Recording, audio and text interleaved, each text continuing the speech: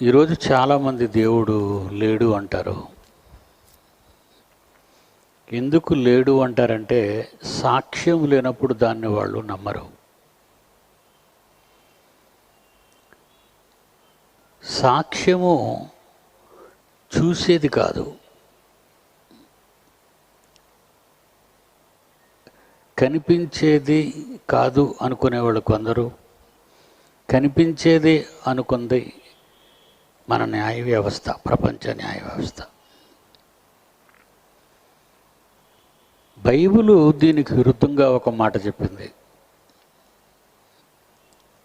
వినుట వలన మాత్రమే విశ్వాసము కలుగును. చూసింది సాక్ష్యమా, విన్నది వాస్తవమా అనేది మనం ఆలోచించాలండి. దేవుడు రాయించిన 66 పుస్తకాలలోని మాటలు మనుషులు మెదడుతో వ్రాసినవి కావు, దేవుని ఆలోచనలలో నుండి వచ్చాయి. అవన్నీ బాగా వింటారు మీరు.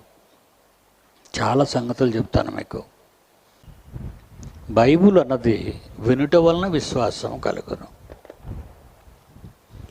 లోకం అన్నది చూచుట వలన నమ్మకము కలుగును. సాక్ష్యము న్యాయ వ్యవస్థలో లోకం అనుకున్నదే మన ఇండియన్ పీనల్ కోడ్లో పెట్టారు. నువ్వేం చూసావు చెప్పు అని. సాక్ష్యము అంటే అక్షి గల ప్రతివాడి నేత్రం, కన్నుతో చూసింది చెప్పింది సాక్ష్యం. ఐ విట్నెస్, కంటితో చూసింది చెప్పటం, ఐ విట్నెస్. దేవుడు విన్నది నమ్మమన్నాడు. మరి అబద్ధం చెప్పొచ్చు కదండి అని ఒకవేళ వీళ్ళంటే, ఈ రోజున్నటువంటి మరి ఈ టెక్నాలజీ నేను అనలేని మాటల్ని నన్ను చూపిస్తూ నా నోట పలికించే అంత ఎత్తుకు ఎదిగింది. అర్థమైందా? ఒకప్పుడు టేప్ రికార్డ్స్లో రికార్డ్ చేసేది సాక్ష్యాలుగా కోర్టులు తీసుకునేవి. ఈ మిమిక్రీ ఆర్టిస్టులు లాంటి వాళ్ళు అదే గొంతును మిమిక్రీ చేసి మాట్లాడడం వల్ల ఈ సాక్ష్యాలను తీసేసింది న్యాయ వ్యవస్థలో. ఇప్పుడు చూసింది అనుకుంటే, ఈ రోజున టెక్నాలజీ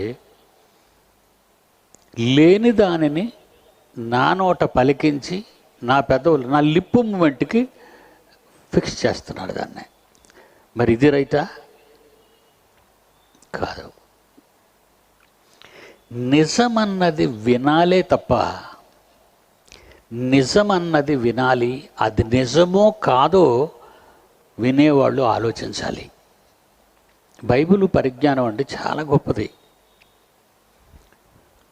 దీనికి ఒక ఎగ్జాంపుల్ చెప్తాను మీకు. నా తల్లి నా తండ్రిని నేను చూడలేదు. చిన్నతనం, గర్భంలో నుండి వచ్చాను నేను. అమ్మని నాన్నని చూడలేదు నేను. అమ్మ నాన్నలు నన్ను పెంచుతూ అమ్మ అనేది, నేను నీ కన్న తల్లినిరా, అమ్మనురా అని చెప్పేది.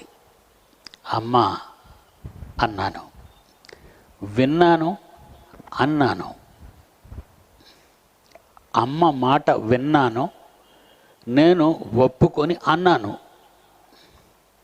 చూపు లేదు ఇక్కడ, దృశ్యం లేదు, ఐ విట్నెస్ లేదు. గమనించాలి మీరు. ఓకే, మా నాన్నను అమ్మ, మీ డాడీ ఈయనేరా డాడీ అని. మా డాడీ అంటే ఈ ప్రపంచంలో ఉన్న మానవ శాసనాలను పక్కన పెడితే, ఒక ఫ్యామిలీలో తల్లి తండ్రి చెప్పింది కుమారుడు కుమార్తె వింటుంది.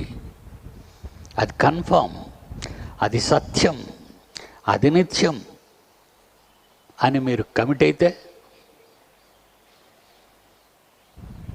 కనబడని దేవుడు ఉన్నాడు అని బైబిల్ చెప్పింది. ఆ చెప్పింది మీరు విన్నప్పుడు అది నిజమని మీరు నమ్మాలి. వినటానికి కూడా 100% అది సత్యానికి ఒప్పుకొని సత్యంగా కనిపించేదై ఉండాలి. నేను మీ డాడీని అన్నప్పుడు మన డాడీని నమ్మిన మనం, నేను మీ మమ్మీని అన్నప్పుడు అమ్మను నమ్మిన మనం, నేను మీ తండ్రిని అని పరలోకపు తండ్రి చెప్పగా వ్రాయబడినది ఎవరైనా చెప్తే మనం ఎందుకు నమ్మం? నమ్మాలండి.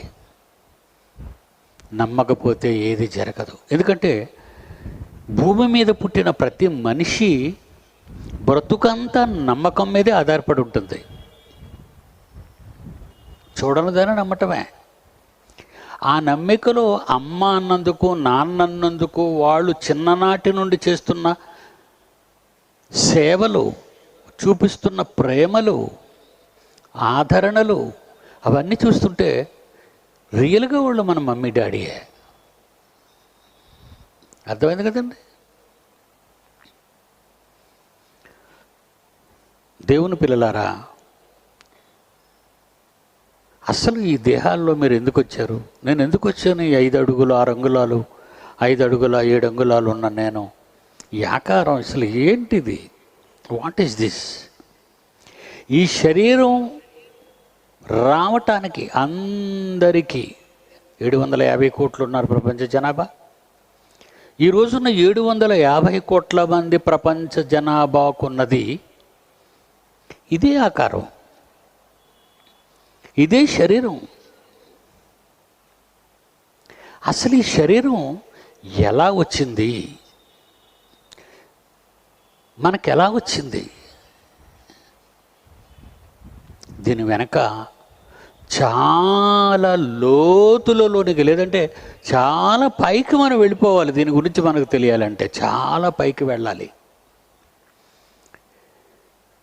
శరీరం వచ్చిన తర్వాత అల్లారం ముద్దుగా, మా పిల్లలు అంటే నేను గోల్డ్ స్పూన్తో, అంటే బంగారు చెంచాలతో పెంచారండి అంటాం. రిచ్గా, రాయల్గా అని మనం అంటాం. అసలు మన పెంపకం ఎందుకు ఇలా జరుగుతుంది? ఎంత రిచ్గా జరుగుతుందంటే, ఈ శరీరం ఇచ్చిన వారు శరీరానికి అవసరమైన వాటిని చూడండి ఎంత చక్కగా ఉంటుందో. కళ్ళు ఇచ్చాడు. కళ్ళు ఇచ్చినంత మాత్రంలో ఏం చూస్తున్నావో తెలుసా? ఎన్నో రంగులు చూస్తున్నాం, కలర్స్. అంటే ఈ కంటికి ఆ రంగులు కావాలి. అంటే ఈ నేత్రానికి ఈ కలర్స్ను చూసి, కలర్స్ను పోల్చి విడదీసే జ్ఞానం ఉండాలి ఈ నేత్రానికి. ఒకప్పుడు బ్లాక్ అండ్ వైట్ ఫిల్మ్ ఉండేది, మీకు తెలుసు. రేకు డబ్బా లాంటి కెమెరాలు పట్టుకొని టక్కన కొట్టేవారు, లేకపోతే ఫ్లాష్ బల్బ్ పెట్టి టక్కన కొట్టేవారు. Black and white. ఎందుకు బ్లాక్ అండ్ వైట్ వచ్చిందో తెలుసా? లోనున్న film black and white film. అది తర్వాత టెక్నాలజీ డెవలప్ అయింది, కలర్ ఫిల్మ్ వచ్చింది.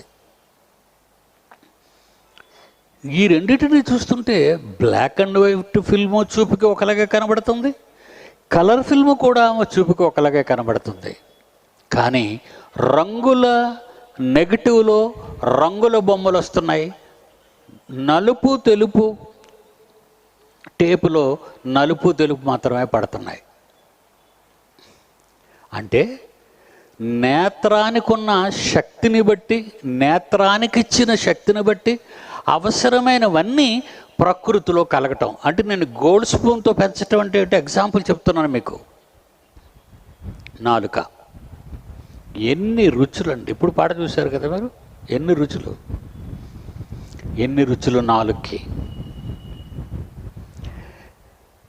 ఏంటి ఈ రుచులన్నిటినీ నాలుక పట్టగలదా? నాలుక ఇచ్చిన దేవుడు నాలుకకు అవసరమైన వాటన్నిటినీ కలిగించాడు. ఇకపోతే చెవుల దగ్గరికి వెళదాం. ఎన్ని స్వరాలు, ఎన్ని స్వరాలండి. చిన్నప్పటి నుంచి ఎన్నో పాటలు వింటున్నాం, ఒక పాటలాగా ఉండదు. చిత్రం. ప్రతి స్వరాన్ని ఇది పడుతుంది. ఈ రెండు చెవులు ఉన్నాయే, ప్రతి స్వరాన్ని టచ్ చేస్తుంది, ఎంజాయ్ చేస్తుంది. ఓకేనా? ముక్కు, వాసనలు, ఒకే వాసన ఉండదండి ఎవరికి. ఎన్ని వాసనలు ట్రేస్ చేస్తుంది చెప్పండి. ఇవన్నీ నేను ఎందుకు చెప్తున్నాను అంటే, ఎవరో నిన్ను కావాలనుకున్నారని, ఆ కావాలనుకున్న వారు కావలసినవన్నీ ప్రకృతిలో ముందుగానే పెట్టి వాటిని అనుభవించటానికి, అనుభవింప చేస్తూ నిన్ను పెంచటానికి ఒక ఆయన ఒక ప్రణాళిక వేసుకున్నాడు.